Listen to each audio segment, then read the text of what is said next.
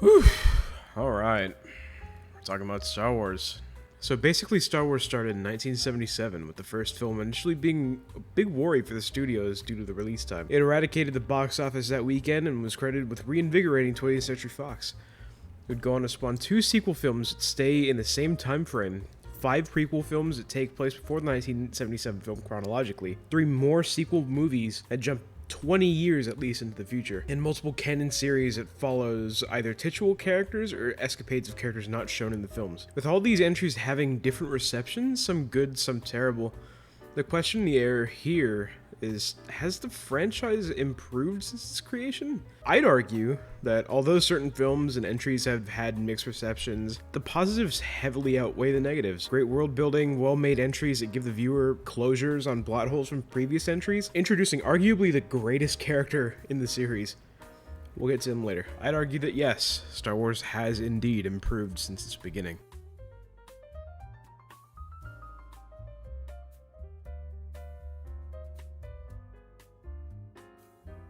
The Star Wars universe is massive.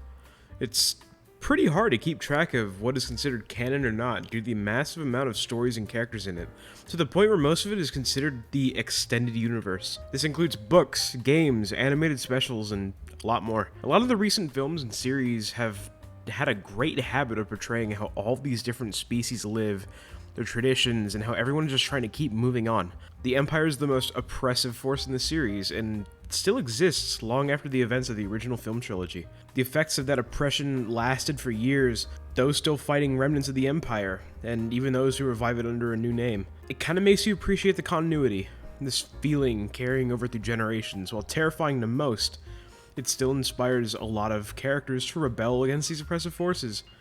I feel like the lasting effects of the Sith and the Empire shines a really good light on how people just want to live, how these species want to communicate, how it kind of bands people together to either grovel or rebel. Along with talking about the way people live in the franchise, I wanted to introduce my second and third points together, because they both relate to one character, and one character alone.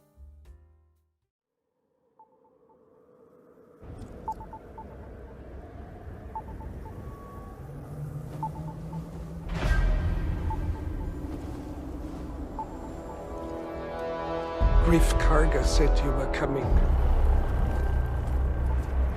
He said you were the best in the parsec. What's your highest bounty? I can bring you in warm, or I can bring you in cold. Din Djarin, mostly known by others as the Mandalorian or Mando, was introduced in a series on the Disney Plus streaming platform created by actor and director Jon Favreau. Orphaned as a young child, Din was adopted into the Mandalorian culture and trained as a warrior, later becoming a bounty hunter and taking the title of his people as a Silver Quay. The character is rarely seen without a silver Beskar helmet, in which he is forbidden by Creed to remove publicly. He was meant to capture a small child named Grogu, who was Force-sensitive, mostly meaning that he was to be trained the Jedi way. After learning this, Mando instead protects him from the remnants of the Empire, and is given the task of returning Grogu to a Jedi who can actually train him. The series excels in multiple ways, but I'll mostly talk about the ways that show it the best. Mando, as a character, is cold, persuasive, and a total badass, but he's also careless at times, where even the most minor mistake can send him far back away from his goal. Deep within, he's knowledgeable, caring, and decides to take his own path, driven by his own desires and feelings for others. This ends up bleeding into his relationship with Grogu, and it's very noticeable. A child who was originally his target becomes close to him. He starts caring for the child, doing anything to protect him, and the relationship between the two becomes more like looking at a father and a son. This paternal relationship between the two takes him on a very long adventure, going to strange new places, meeting new colorful characters, and some familiar, or should I say very familiar faces to those who are knowledgeable about the series. In an interview with the Writers Guild of America West website, creator and writer Jon Favreau had this to say regarding the familiar characters that we see. The story unfolded as I wrote it. The Mandalorian inherits a great deal from existing Star Wars stories, and when I write, that context is always a consideration. It became clear that, within the established community, certain things are likely to transpire. On his quest to find a Jedi to train Grogu, Din meets franchise regular and fellow Mandalorian Bo-Katan Kryze, who he initially distrusts due to her removing her helmet publicly. He learns more about his past and the clan of Mandalore he was trained under, Mando is then directed to meet another franchise regular, Ahsoka Tano, former trainee/Padawan to Anakin Skywalker. She no longer follows Jedi code, but she still enacts her own justice. Eventually taking Grogu to an old Jedi temple so he can meditate and connect with another Jedi, the remnants of the Empire are searching for the child. They attack Mando as the child sleeps, and he is helped out by once-thought-dead Boba Fett, another series mainstay and son to the Mandalorian known as Jango Fett. All of the characters Mando meets along his and Grogu's journey all gain respect for him, as he proves himself to have all the admirable traits listed at the beginning of the area of this video. It also segues into my third and final point. A Jedi?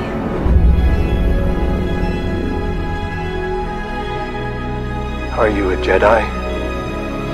I am.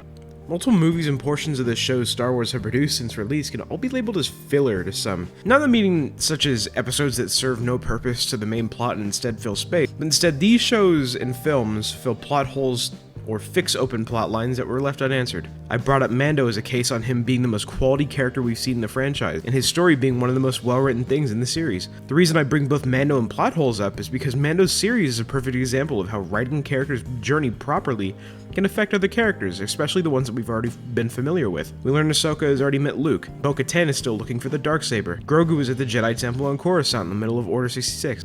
All these not only fill the plot holes as the story progresses, but also deepen those characters. It attaches their current fate directly to Mando and Grogu's journey. That kind of quality was hard to come by near the beginning, due to how many plot contrivances there were in the original films, and especially the sequels.